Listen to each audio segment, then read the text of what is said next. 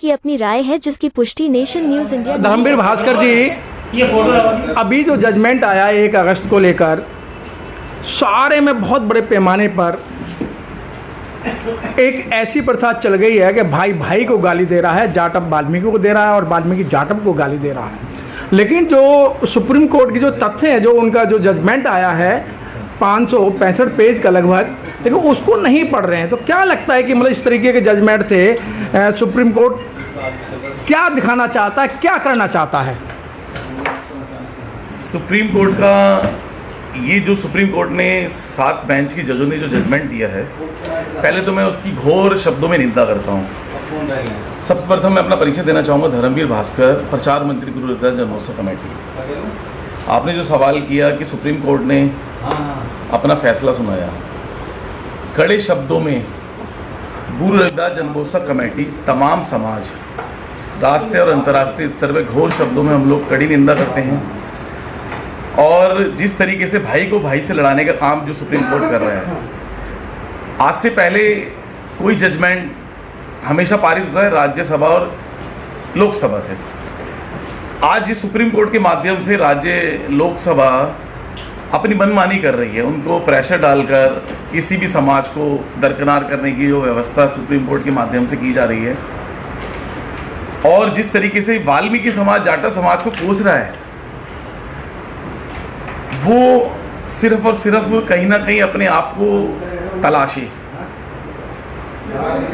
जाटव समाज और मीणा समाज ने सिर्फ शिक्षा को आधार बनाया। हम लोगों ने बाबा साहब को पढ़ा, बाबा साहब ने हमें कहा शिक्षित बनो, संगठित बनो, संघर्ष करो। मेरे भी बुजुर्ग पुरखों ने हमें शिक्षा की ओर जोर दिया, और कहीं ना कहीं उन्होंने झाड़ू के, क्योंकि देखो आप उनकी व्यवस्था, उनका कार्य क्षेत्र सिर्फ साफ सफाई रहा, उन्होंने झाड़ू को स्वीकार किया। हमारे समाज, जाटव समाज ने कलम को पकड़ा, और उसका रिजल्ट आज है कि जाटव समाज किसी भी परिचय का मोहताज नहीं है।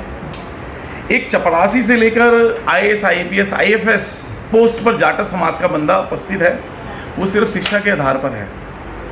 अगर ये लोग हमें कोस रहे हैं तो कहीं ना कहीं शिक्षा की वजह से। हम लोगों ने किसी का अधिकार नहीं लिया, हम लोगों ने सिर्फ बाबा साहब को पढ़ा। बाबा साहब ने जो संविधान के माध्यम से हमें एक मजबूत संविधान दिया और जिसके आधार पर आरक्षण मिला, हम लोग उसकी वजह से आज आगे पहुंच गए हैं। तो मैं उन साथियों को भी कहना चाहूँगा कि आप सिर्फ और सिर्फ झाड़ू को त्यागें और कलम को पकड़े, तो आपको किसी को कोसने की आवश्यकता नहीं पड़ेगी।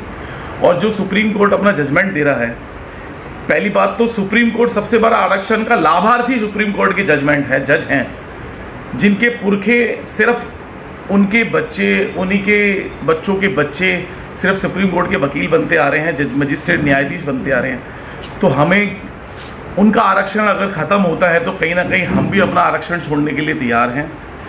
और ऐसी व्यवस्था जिनके दादा पुरखे सिर्फ भीख मांग मांग कर अपना जीवन यापन करते गए, आज वो हमें आरक्षण छोड़ने की बातें करते हैं।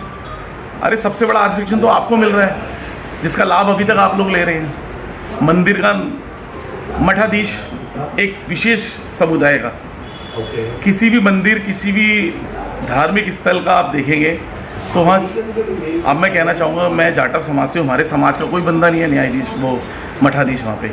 तो सबसे बड़ा आरक्षण का लाभ तो ये लोग ले रहे हैं। मैं सुप्रीम कोर्ट को कड़े शब्दों में और अपनी केंद्र सरकार को कड़े शब्दों में निंदा करता हूं कि वो जिस तरीके से हमें बिखेरने का काम कर रहे हैं। धर्मवीर भास्कर जी, एक नया प्रकरण और आ गया है।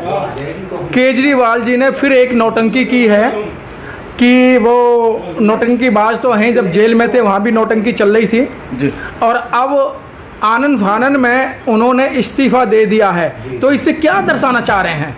जी, जिस तरीके से उन्होंने पहले लोगों को मोबिलाइज किया, हाँ, अब कितना टाइम रह गया विधानसभा का कार्यकाल खत्म होने में? मात्र 2-3 महीने।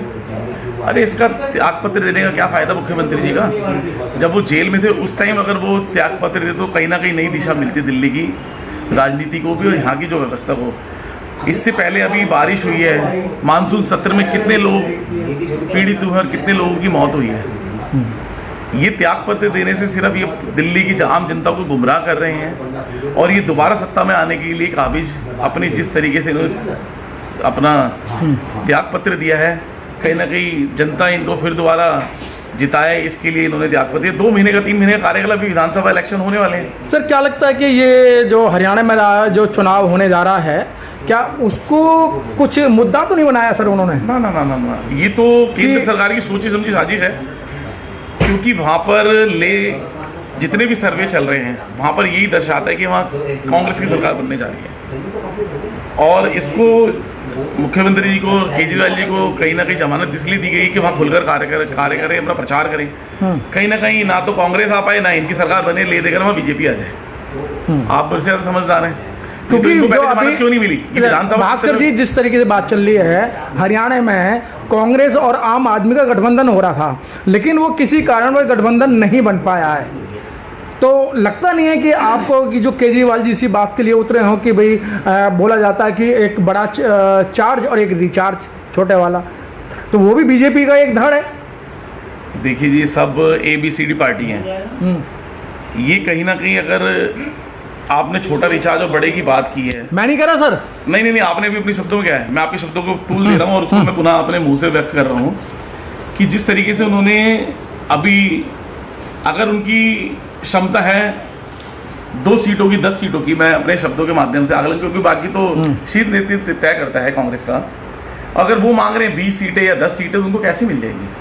और उनका अभी विधानसभा का इलेक्शन है, उसमें पता लग जाएगा, दूध का दूध पानी का पानी होने वाला है। और अगर ये गठबंधन में, इंडिया गठबंधन लड़ता, तो वहाँ बहुत अच्छी जीत मिलती है। अच्छा, दिल्ली की क्या स्थिति रहेगी?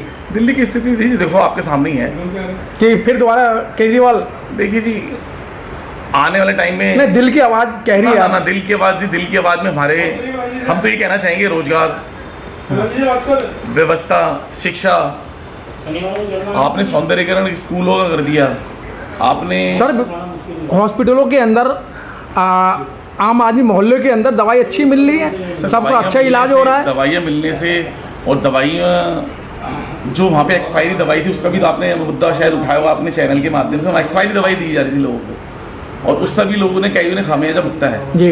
ये जो हॉस्पिटल के माध्यम से, जो ये कोई आम आदमी पार्टी कोई विशेष नहीं कार्यक्रम कर रही है। ये मोहल्ला क्लिनिक से पहले डिस्पेंसरी थी मोहल्लों में, वो कांग्रेस के टाइम में थी, और भी विधानसभा और भी जो इससे पहले सरकार रही है, सब अपनी तरफ से शिक्षा, स्वास्थ्य और रोजगार का व्यवस्था अपने दिल्ली वासियों के लिए करती आई हैं।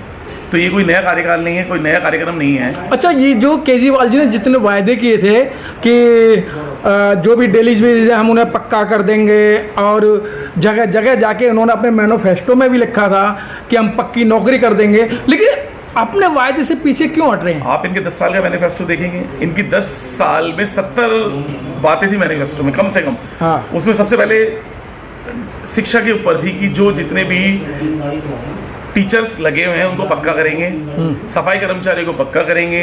अब इन्होंने नया जो बसों में जो इन्होंने मार्शल खड़े किए थे उनको पक्का करेंगे, और भी बतेरे। अब कितना ध्यान रखा जाए, कम से कम बहुत ही मुद्दे हैं, बुजुर्गों को। अच्छा, आतिशी से आप क्या उम्मीद करते हैं? जो नई मुख्यमंत्री बनी है आतिशी जी, उनसे क्या उम्मीद करते हैं? देखिए जी, पहले ये तो रबड़ स्टैंप है। हाँ, रबड़ स्टैंप का काम करेंगे। रबड़ स्टैंप का काम क्या होता है? उठाया, पैड पे लगा दिया, बस, इससे ज्यादा कुछ नहीं कर सकती। नहीं सर, क्वालिफाइड हैं, पढ़ी लिखी हैं, वो क्वालिफाइड तो फैसला लेना जानती हैं। फैसला तो इससे पहले भी लिया होगा, जब इनको मुख्यमंत्री जी के घर पे इनके ऊपर अटैक हुआ है, इनके वहाँ पे हाथापाई हुई है, इनके उसमें FIR भी दर्ज हुई है।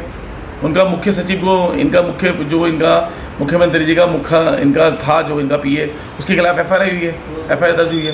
तो क्या है, ये तो सब इनकी आपसदारी की, जो भी इनका अंधा बाटे रेवड़ी अपने अपने को दे, और ये कहीं ना कहीं सहानुभूति अपने पर लगा हुआ दाग मिटाने के लिए उन्होंने आतिशी जी का नाम दिया है।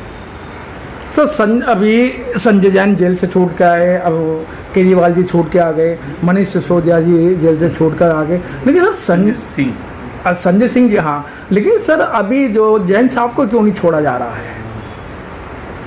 जो इनके स्वास्थ्य मंत्री हैं। हाँ, देखिए जी, संविधान के माध्यम से इनको सजा सुनाई गई। अब कहीं ना कहीं मुख्यमंत्री जी ने भी कुछ ना कुछ अपने दायरे से बाहर होकर काम किया होगा, जो उन्होंने शराब का आवंटन किया होगा।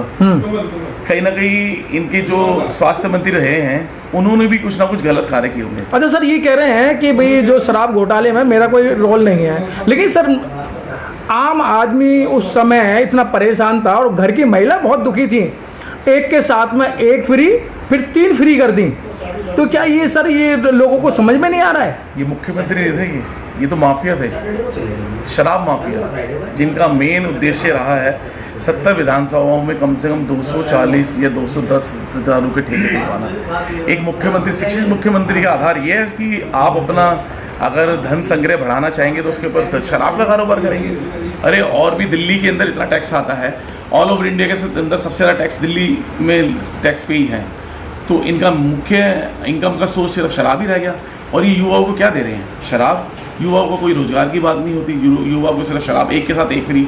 इससे क्या है, गरीब व्यक्ति को खाने के लिए अनाज नहीं है, रोटी नहीं है, लेकिन उसको एक बोतल के साथ एक बोतल फ्री देकर अरे आप देने वाले बन रहे हैं तो आटा सस्ता कराएं, 10 किलो के साथ 10 किलो आटा फ्री दें तो माने कि हाँ भी आप। सर बिजली पानी डीटीसी में आपको सब फ्री मिल रहा है ना सर? मैं छोटा मोटा उद्यमी हूँ, छोटा मोटा कारोबारी हूँ, मेरी भी छोटे सा एक शॉप है।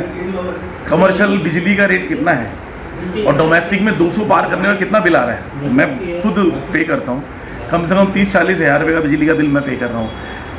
आप अगर एक छोटे परिवार को बचा कर रखना चाह रहे हैं और बड़े कारोबारी को खाल उधेड़ना चाह रहे हैं तो उससे आपका क्या प्रदर्शित करना चाह रहे हैं, मैं आपसे पूछना चाहूँगा। ठीक है सर, बहुत बहुत धन्यवाद आपका। बहुत धन्यवाद जी, बहुत धन्यवाद।